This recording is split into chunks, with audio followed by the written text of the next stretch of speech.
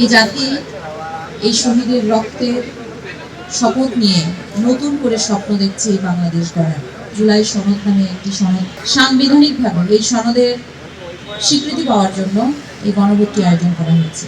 তো এই নির্বাচনটি ঠিক ৩০০টি আসনের নির্বাচনই না, সাথে সাথে বাংলাদেশ বদলে দেওয়ারও একটি নির্বাচন। 2024 সালের জুলাই আগস্টের যে গণ অভ্যুত্থান, যে অভূতপূর্ব গণ অভ্যুত্থান, ছাত্র জনতার অসংখ্য শহীদ রক্ত দিয়েছে, সেই শহীদের রক্তের রাজপথ রঞ্জিত হয়ে গেছে। এই জাতি এই শহীদের রক্তের শপথ নিয়ে নতুন করে স্বপ্ন দেখছে এই বাংলাদেশ গড়ার।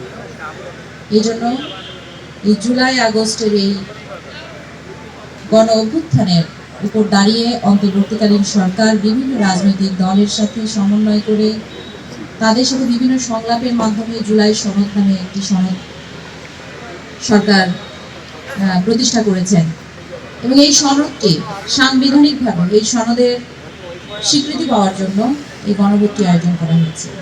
ইউনিয়নে উঠান বৈঠকের মাধ্যমে, জেলা তথ্য অফিসের যে গাড়িটি আছে পথসভার মাধ্যমে, এবং আমরা আরো যে সিদ্ধান্ত নিয়েছি যে স্কুল কলেজগুলো যখন খুলে যাবে জানুয়ারি থেকে, আমরা স্কুল কলেজের যে তরুণ জনগোষ্ঠী অন্তত যারা ভোটার হবে তাদেরকেও আমরা এই মেসেজটি পৌঁছে দিব।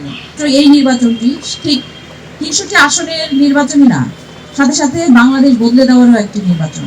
ভোটের আগেই বাংলাদেশে আনাচে কানাচে মানুষ যেন জানে যে দুইটা ভোট একসাথে হবে এবং তাহলে দ্রুত ভোট শেষ করতে হবে।